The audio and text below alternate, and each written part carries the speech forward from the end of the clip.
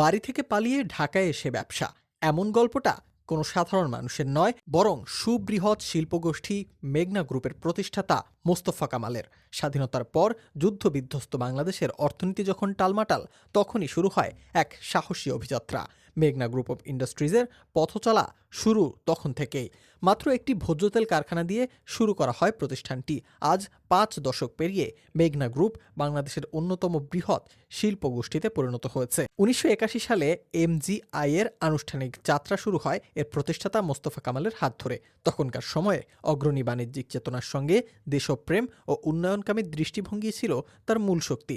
প্রথমে ভোজ্য তেল উৎপাদন, পরে ধীরে ধীরে বিস্তৃতি ঘটে আটার মিল, সিমেন্ট, চিনি, চা, স্ন্যাক্স, সাবান, ডিটারজেন্ট, পেপার, টিস্যু, ফার্নিচার, পরিবহন, শিপিং ও রিয়েল এস্টেট খাতেও। বর্তমানে ৮০টিরও বেশি প্রতিষ্ঠান রয়েছে মেঘনা গ্রুপের। প্রায় ৪০,০০০ কর্মসংস্থান আর শতাধিক পণ্যের মাধ্যমে এই গ্রুপ শুধু ব্যবসায়িক সাফল্য নয়, বরং দেশের অর্থনীতিতে রেখে চলেছে শক্তিশালী প্রভাব। ফ্রেশ ব্র্যান্ডের পণ্য দিয়েই মূলত সাধারণ মানুষের ঘরে ঘরে প্রবেশ করে মেঘনা গ্রুপ। ভোজ্য তেল, আটা, ময়দা, চিনি কিংবা জুস, সবখানেই ফ্রেশ মানেই নির্ভরতার নাম।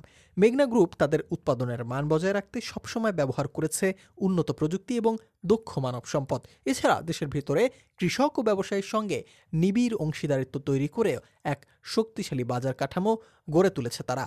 নারায়ণগঞ্জ, সোনারগাঁ, কুমিল্লা, মুন্সিগঞ্জ, গাজীপুর মেঘনা গ্রুপের বিশাল বিশাল শিল্পাঞ্চল গড়ে উঠেছে। এসব কারখানায় আধুনিক মেশিনারিজ, স্বয়ংক্রিয় উৎপাদন প্রক্রিয়া, উন্নত নিরাপত্তা ব্যবস্থা এবং পরিবেশবান্ধব প্রযুক্তি ব্যবহার করে প্রতিদিন উৎপাদিত হয় লাখ লাখ ইউনিট পণ্য।